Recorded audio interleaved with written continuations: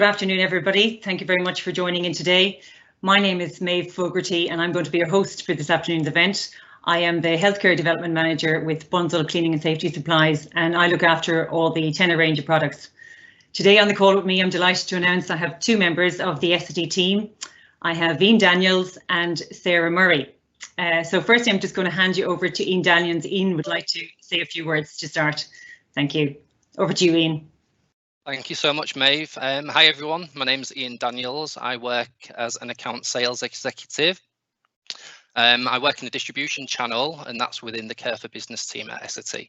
So at SST, we're really proud to be invited again by BCSS and Maeve's team to support on this year's series, especially on the back of such exciting and rewarding events last year.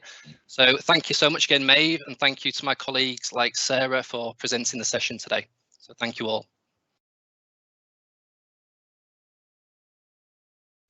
Great, thanks very much, Ian. Okay, as I said, the other person from SSD, we have Sarah Murray, and Sarah is going to be our presenter today. Sarah is a clinical consultant with SSD and has many years' experience working with continence products. So we're delighted to have Sarah, on board as well. At this point, I'd just like to extend a very warm welcome to you all. We really appreciate you taking time out of your very busy schedules to join our webinar today. Welcome back, of course, to anybody who attended last year. We had a series of 5 webinar events, and for those who are just here for the first time, a very warm welcome to you as well.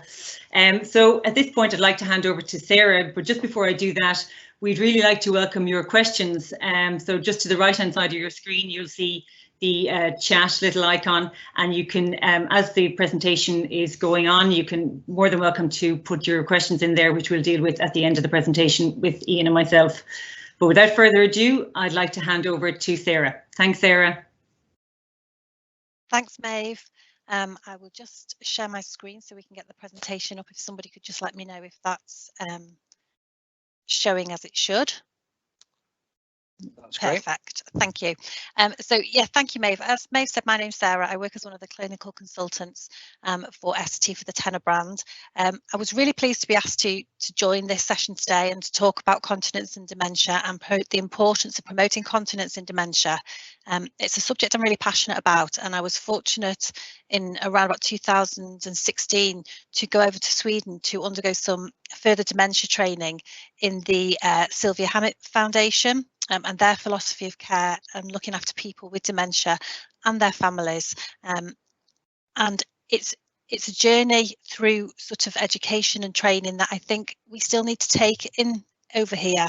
We perhaps haven't moved as far in promoting continence and our, I suppose, kind of our attitudes towards dementia and continence as perhaps we could do.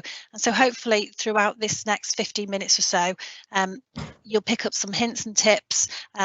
And if nothing else, it's a place to sort of reflect on, are we doing the best? Is there anything else we can do? So I hope you'll find the information useful. I'll start by looking at a definition of dementia. This definition by the World Health Organization states it quite simply there. It's a permanent state of deterioration of memory and cognitive features. I think when I did my training in Sweden, one of the things they were always very keen to emphasize is that it is a terminal condition. Sometimes people almost forget that aspect of dementia, in that it's a terminal condition that people are not going to recover from, and the kind of accepting that and living with the best quality of life as we would do with any terminal diagnosis is really what these people are owed, and their families as well. It's important to remember that dementia is not a disease in itself. It's an umbrella term for syndromes, for a bunch of, or a group of different diseases, such as Alzheimer's, vascular dementia, and they all have similar things in common. So the main abilities that are affected are people's judgment, their orientation, emotions. People very often think of memory as one of the first things to be affected when people are suffering from dementia, but it's not necessarily the case. And some of the dementias, some of the other types of dementias that you may come across, people's memory will stay intact as that area of the brain really isn't affected. But also their thinking and their ability to plan, carry out tasks, and rationalise things a little bit. I always think it's important to note that although people say that their abilities, their emotions will be affected, they will change, it's important to remember that they don't disappear. Memories can disappear, but emotions won't. And the prevalence, we know that over 60% of all care home residents have some level of dementia. We know that although dementia is not an inevitability of ageing, its likelihood increases as we age, and as we're an ageing population in general. I think on the information that was sent out, you know, the figures are suggesting that more and more people are going to be diagnosed with dementia as time goes on. And in that group of people with dementia, up to 53% of people will suffer from incontinence or problems maintaining their continence. And again, it might feel like I'm kind of repeating myself, but I always think this is the really important thing to hold on to. And I'm sure people who look after individuals with dementia on a daily basis will recognise this, that they do change, their personalities may change, their feelings, their emotions, and certainly their abilities. They may lose some intellect, but their feelings won't change, and the need for empathetic care is just vital. It's key to everything that we do when we're thinking about caring with somebody with dementia. The other thing to obviously bear in mind is that if somebody's suffering from incontinence and they have dementia, it may not necessarily be the dementia that is causing their incontinence. There's lots of other general reasons that we should always exclude when we're thinking about somebody, particularly when if their symptoms start or change. So looking at the medication that the person's taking, are they on a high dose of diuretics? A lot of the medication, the cholinergic medication that may be prescribed for patients with an overactive bladder, so patients or individuals that have that urgency and desperate need to go to the toilet, can actually almost be counteractive really with people with dementia, because we find that in the sort of the nervous systems of people with, certainly with Alzheimer's and some other dementias, the amount of that cholinesterase nerve transmitter is lowered. And so by adding in a medication that's designed to lower that level, it can actually noticeably deteriorate the functioning of somebody with dementia. So they need to be used with caution. But it may be that they've had those tablets withdrawn by somebody at some point, and so they're getting that increased urgency. UTIs and constipation are very common causes of incontinence in an older generation, and we also know that when people have got dementia, those two conditions can also impact on their functioning, their confusion, and their level of consciousness really, and ability to do things. So really important to exclude all of those things. It might be something as simple as an eyesight problem. It may be the environment that they're in. And obviously always making sure that we consider the fluid intake of everybody. I've just popped this one in. There's a couple of really good resources out there around how much fluid we should aim to be drinking in a 24-hour period. We very often quote 1,500 mils to 2 litres, but in the very frail, as some of these people with dementia will be towards the end of their lives, they may not need that much. And so the best judge now of whether somebody is hydrated enough is looking at the colour of their urine.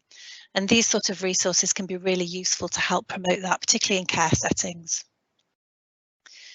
The other thing to sort of consider when you're thinking about continence or incontinence in people in dementia is how dementia is affecting the brain, or how the damage to the brain potentially is affecting their ability to remain continent. The two images we've got up there of the brain, the top one is the frontal lobe, and the frontal lobe's really important in sort of forming our personalities and our inhibitions. So if you've got people with a frontal lobe dementia, they may be presenting as incontinent because they're passing urine in the wrong place, because they've lost that inhibition that it's not the right or socially acceptable place to pass urine. And sometimes these people can quite quickly be labelled wrongly incontinent. And very often, unfortunately, end up in a pad because of it. So it's just having an awareness of the different types of dementia and how that might affect the brain.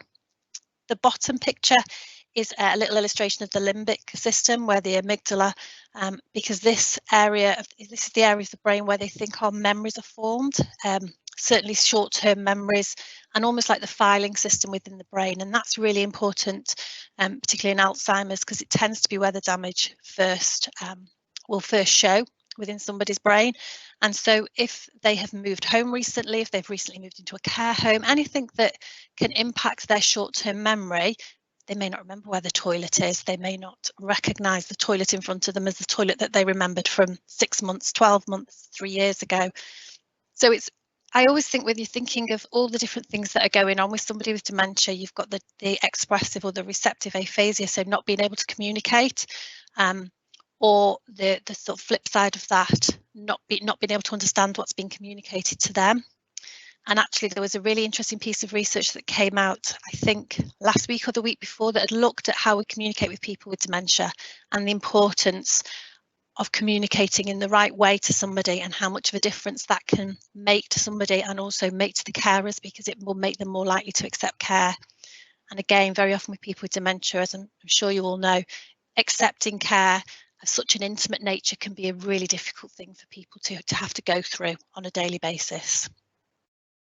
The visual perception is something that very often people aren't aware of when it comes to dementia. So you're thinking about things. I'll talk later about a Facebook event that was on on Tuesday evening, which was by a lady called Zena, who's an Admiral dementia specialist nurse. But some of the examples there she used are the ones that we very often talk about. So the visual perception of a very bright, a very white bathroom being very off-putting to somebody with dementia.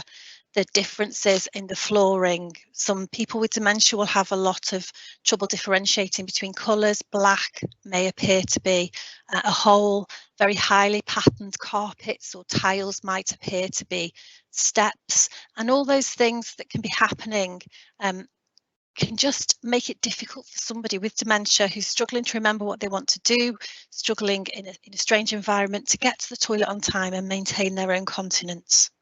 So I suppose it's about looking at the whole picture.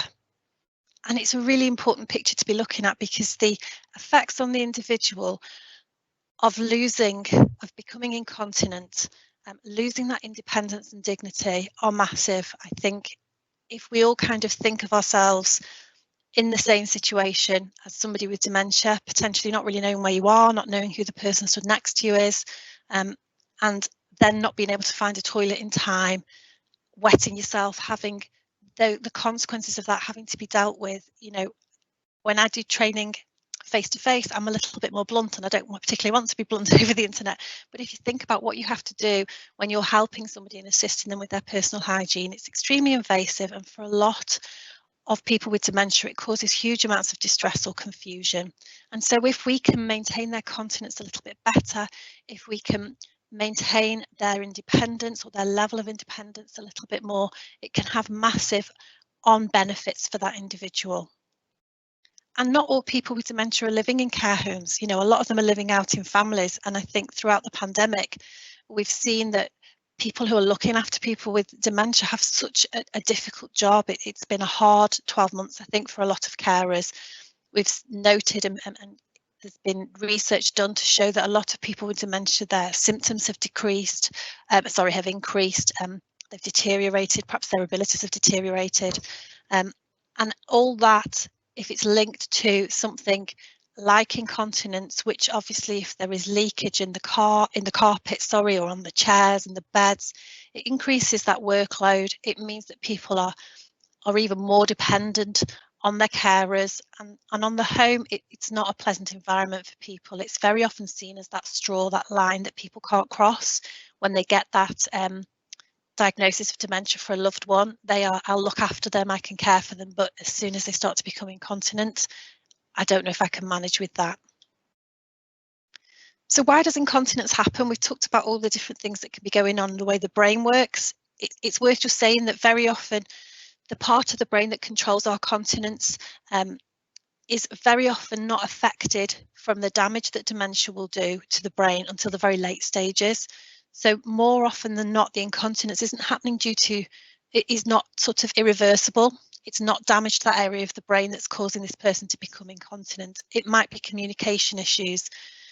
You know, I'm talking quite fast now, but people who know me know that I do tend to talk quite a lot, and I'm very conversational. So instead of just asking somebody with dementia, would you like to go to the toilet? I'd probably preface it with a whole list of, oh, isn't the weather lovely today? And, you know, come on, let's get you up and let's take you to the toilet, and then we'll get something to eat. We'll get you a nice cup of tea. The person with dementia might just have heard tea. So then to be dragged into a bathroom or a toilet, it's going to be confusing. And again, very often that can lead to them refusing help. And once they refuse help, very often if you're taking a person with dementia to the toilet by yourself, if they start to fight back, if they become a little bit difficult or aggressive, very often what happens is then two people, you'll get a bit of help from somebody else, and then another person comes along, and straight away it's a little bit more intimidating for that person. If somebody's independent, they may just have problems with undressing. You know, a zip or a button can be quite confusing sometimes. They might not have the movement still, and sometimes it can help. You know, sometimes it's as simple as, you know, the visual disturbances, or even just aiming for the toilet, or being able to clean themselves up afterwards. You know, sometimes people, certainly I've heard cases where people can get themselves into the toilet and they can get themselves sat down on the toilet, but they're going to the toilet, sitting down on the toilet, passing urine, standing up, and then undressing. So they've had an accident because in their mind they've lost that executive function and aren't able to order as they should do. I'm taking a breath there because I'm aware I'm talking quite quickly, but there's quite a lot to get through. I'm quite keen about this, as you can probably tell. So what can you do to make it easy, or what can you make it more easy for people to remain continent? Certain things like leaving the toilet door open and lights on at night. If somebody does wake up at night, we know that although it's quite normal for people to need to go to the toilet overnight once or twice, we find very often people with dementia, they do lose a little bit of that kind of body clock of the timing of knowing the difference from day till night. So they may want to get up and go to the toilet overnight frequently. So leaving the light on will just draw them hopefully into the toilet in the right place. And again, the signage and the contrast that you can use within the bathroom environment. A lot of places now will have different coloured doors or different coloured toilet seats, and they've been shown to really help people. Certainly when I did the dementia training, they didn't just have different coloured toilet seats and doors, they had different coloured flannels, different coloured towels, brightly coloured soap, so that the whole process of going to the toilet was easily identifiable for somebody. Making sure that they can take the clothes on and off easily. You know, it can be difficult sometimes with, like I said, with zips, with buttons, but for ladies, if they're insisting on wearing lots of different layers, it can be difficult to get them off. And the things not to do, sort of only as far as possible when it comes to continence, we would like to see, or we know that it's best if you can individualise the care as much as possible. We know that's really difficult, or certainly I know it's very difficult within a care setting. There are other things to do, but if you can individualise it as much as possible, we know that that does reap rewards and benefits for people being able to maintain their continence. And the last one there of putting a highly absorbent product on somebody, or any kind of product on somebody, again in the Facebook event earlier in the week, it was noted that people are still seeing people and being in care situations where a person would ask for the toilet and the reply is, you don't need to, you've got a pad on. I kind of thought that had gone out a long time ago, so it's sad to hear that it's still going on. Still got some work to do. Once you've got somebody into the toilet, there's things we can do just to make sure that they actually pass urine. You know, again, we go back to the fact that this person might not even appreciate that they're on a toilet and what you are wanting them to do. So don't rush them and make sure that they're comfortable. Sometimes if somebody is very stressed or very anxious, they're holding themselves in a very sort of tight position, a guarded position. They won't relax enough, the pelvic floor won't relax enough to be able for them to pass urine or open the bowels. And so it might be that they don't know how to sit, and you might need to just demonstrate that.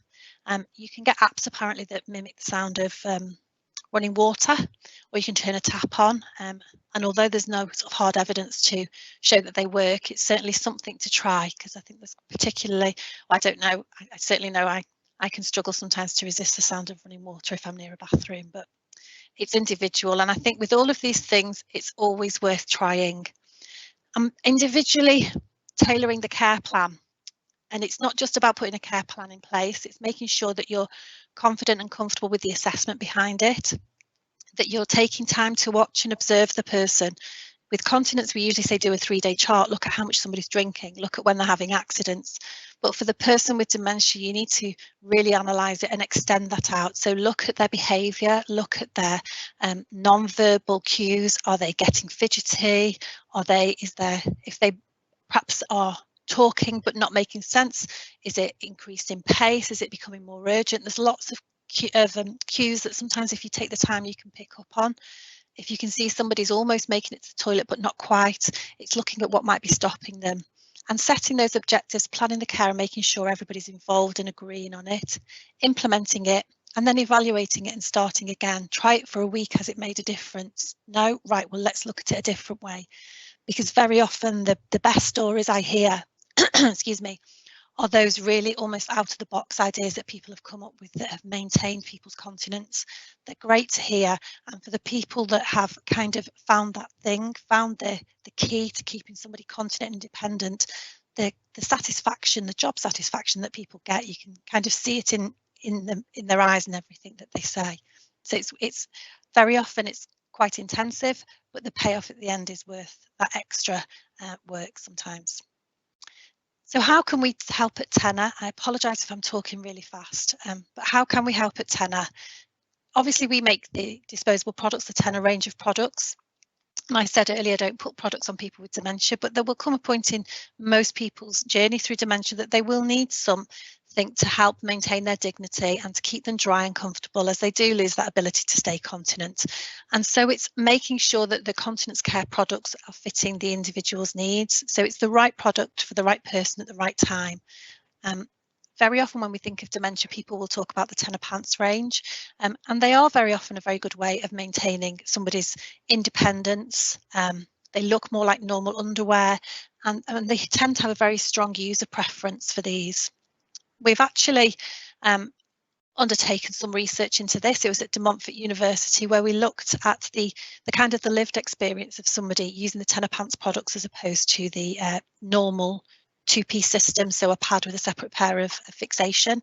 And the satisfaction levels were so much higher, both by the carers and as far as they could ascertain, because these the people in this home had quite severe dementia, but as far as they could ascertain, the people themselves wearing them also showed an improvement to their quality of life and satisfaction. So they're designed to keep wetness away from the skin. They're soft and gentle, and they look more like normal underwear. They tend to be more accepted by some people with dementia as they recognise them, they acknowledge them almost as underwear. And the extra sort of benefits for the caregivers in a care facility, it's just as important. I remember when I did my training with Sylvia Hemmett, one of the things they the things they said and said again was you can never rush somebody with dementia. You can't rush, you can't stress them.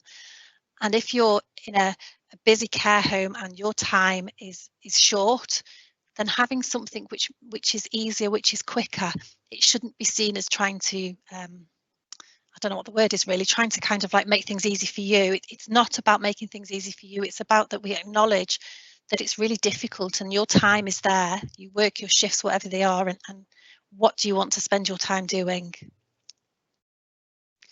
I've mentioned it a couple of times, the Facebook Live events. We've got another one coming up in a few weeks with Graham Stokes, which apparently is a really good presentation. He's written books and is as well known as an expert in his field.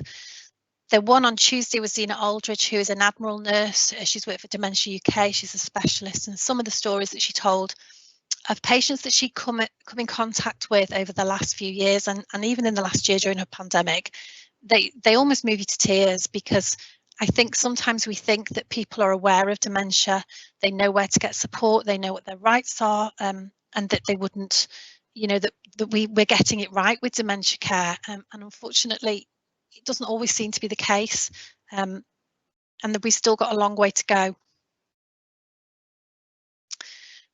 Sorry, I should have said about those events. If you want any more information about them, if you get in touch with Maeve, I'm sure she'll be able to direct you in the website that is hosted them, and they are recorded if you want to go back and watch them. So I hope I've not taken up too much time. Just want to really quickly summarise what matters. I've got the lady there, the older lady there, her thoughts about what matters, but when I actually look at it, I just think there's nothing there that doesn't matter to me as well. I want to be independent. I don't want somebody having to look after me. I want to feel normal. And if I ever was to become incontinent, the security and the reliability would be one of the most important things to me, as well as the dignity. I think sometimes we're all a little bit guilty. Well, no, I shouldn't say that, because a lot of you might not be, but certainly I'm a bit guilty of looking at an older person as if they're almost a different species. They want different things, they accept things more easily. And I've nothing to base that on. From everything that we see and everything that I read, and everybody, an older person I speak to, they don't feel their age. They don't feel any different to the rest of us. So if those things matter to us, they matter to somebody in their 80s.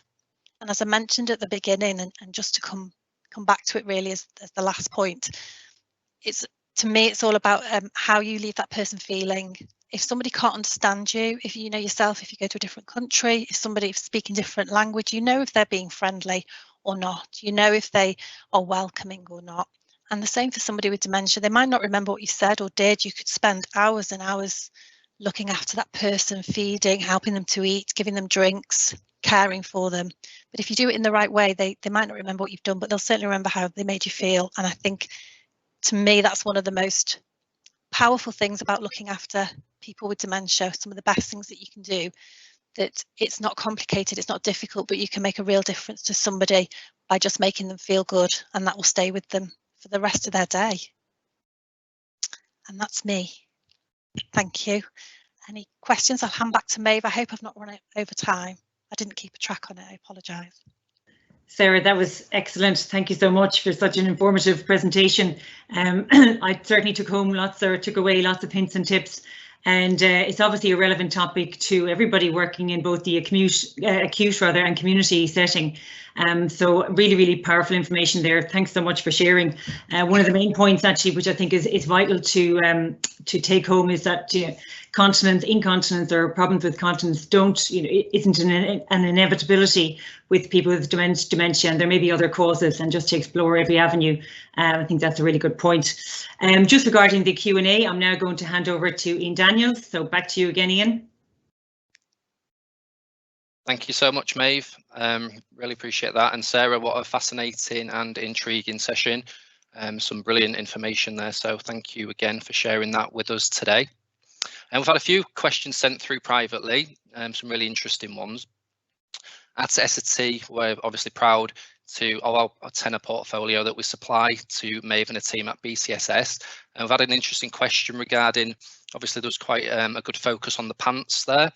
The question is there any sort of other suitable products or alternatives in our TENA range for any patients suffering with dementia? So I'm not sure if you've got any more information on any alternative products for Sarah. Yep, certainly.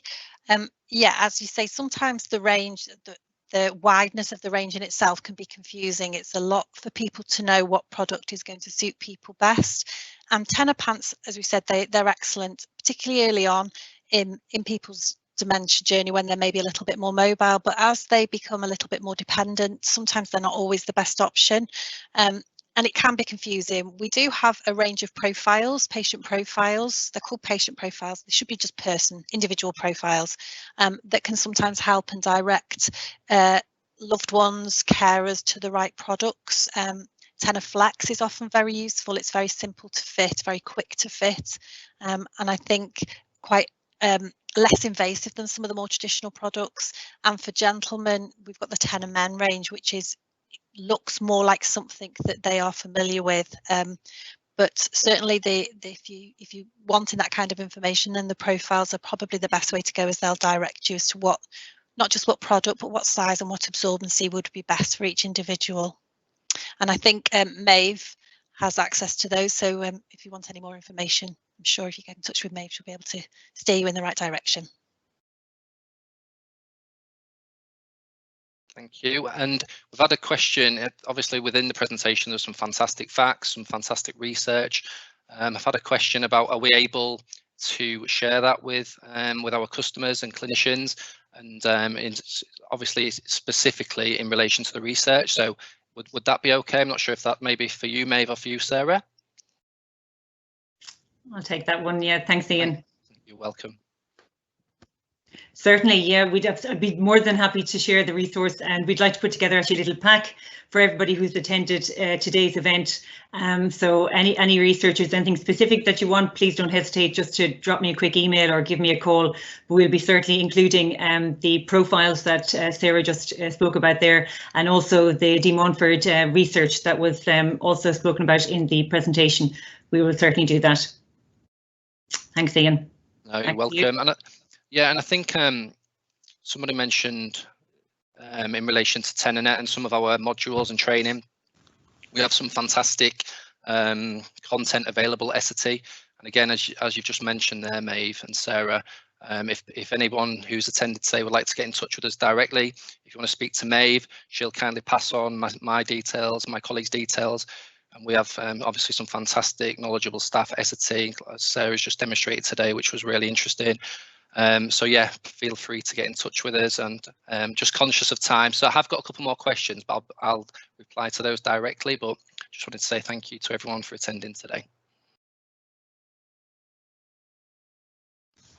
Super, thanks very much, Ian, and thanks again to you, Sarah, for a superb presentation this afternoon. And obviously also thank you very much to everybody out there who's attended today. As I said earlier, really appreciate taking the time out of your busy schedules. I know it's not easy, especially within your work environment, so thank you for that.